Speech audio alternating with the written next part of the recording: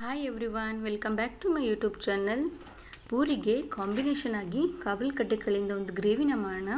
ಅದಕ್ಕೆ ಬೇಕಾಗಿರುವಂಥ ಇಂಗ್ರೀಡಿಯೆಂಟ್ಸ್: ಗಸಗಸೆ ಒಂದು ಅರ್ಧ ಸ್ಪೂನ್, ಒಂದು ಏಲಕ್ಕಿ, ಸೋಂಪು ಒಂದು ಅರ್ಧ ಸ್ಪೂನ್, ಗೋಡಂಬಿ ಒಂದು 5ರಿಂದ 6, ಚಕ್ಕೆ, ಲವಂಗ, ಜಾಪತ್ರೆ, ಒಂದು ಅರ್ಧ ಕಪ್ನಷ್ಟು ಕಾಯಿ ತುರಿ, ಒಂದು 2 ಟೊಮೊಟೊ, ಒಂದು ಈರುಳ್ಳಿ, 1 ಇಂಚು ಶುಂಠಿ, ಒಂದು 6ರಿಂದ 7 ಬೆಳ್ಳುಳ್ಳಿ. ಇಷ್ಟನ್ನು ಸೇರಿಸಿ ಒಂದು ಮಿಕ್ಸಿ ಜಾರಿಗೆ ಹಾಕ್ಕೊಂಡು ಒಂದು 2 ಟೇಬಲ್ ಸ್ಪೂನ್ ಮನೇಲೇ ಮಾಡಿರುವಂಥ ಸಾಂಬಾರು ಪುಡಿನ ಸೇರಿಸಿ ರುಬ್ಬಿ ಎತ್ತಿಟ್ಕೊಳ್ಳಿ. ಒಂದು ಪಾತ್ರೆನ ಇಟ್ಟು ಅದು ಬಿಸಿಯಾದ ನಂತರ ಒಂದು 2 ಟೇಬಲ್ ಸ್ಪೂನ್ನಷ್ಟು ಎಣ್ಣೆನ ಹಾಕಿ, ಅದು ಬಿಸಿಯಾದ ನಂತರ ಒಂದು ಪಲಾವ್ ಎಲೆ, ಕಸೂರಿ ಮೆಥಿನ ಹಾಕ್ಕೊಳ್ಳಿ.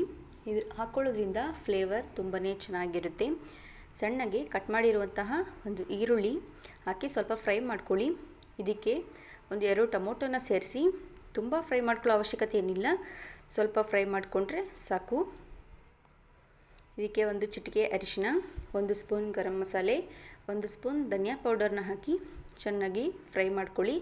ನಂತರ ನೆನೆಸಿಟ್ಟಿರುವಂತಹ 1 ಕಪ್ನಷ್ಟು ಕಾಬೂಲ್ ಕಡಲೆಕಾಳು, ಸಿಪ್ಪೆ ತೆಗೆದು ಕಟ್ ಮಾಡಿಟ್ಟಿರುವಂತಹ 1 ಕಪ್ನಷ್ಟು ಆಲೂಗೆಡ್ಡೆನ ಸೇರಿಸಿ ಚೆನ್ನಾಗಿ ಫ್ರೈ ಮಾಡ್ಕೊಳ್ಳಿ. ಈ ಗ್ರೇವಿ ಪೂರಿಗೆ ತುಂಬಾ ಚೆನ್ನಾಗಿರುತ್ತೆ.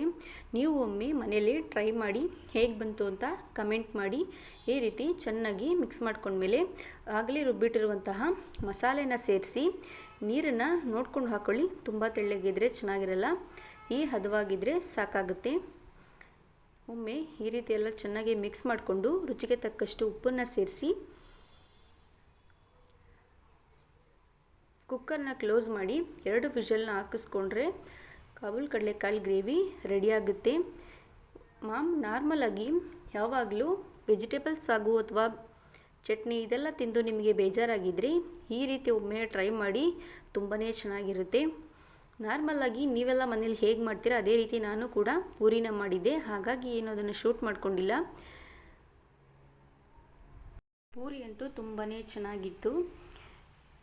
ಈ ರೀತಿ ಬಿಸಿ ಬಿಸಿಯಾಗಿಯೇ ಸರ್ವ್ ಮಾಡಿ, ತುಂಬಾ ಚೆನ್ನಾಗಿರುತ್ತೆ. ಈ ರೀತಿ ಪೂರಿ ತುಂಬಾ ಚೆನ್ನಾಗಿ ಬಂದಿತ್ತು. ನೋಡ್ತಾ ಇದ್ದೀರಲ್ಲ ಪೂರಿ ಎಷ್ಟು ಉಬ್ಬಿದೆ ಅಂತ, ತುಂಬ ಚೆನ್ನಾಗಿತ್ತು. ನೀವು ಒಮ್ಮೆ ಮನೆಯಲ್ಲೇ ಟ್ರೈ ಮಾಡಿ.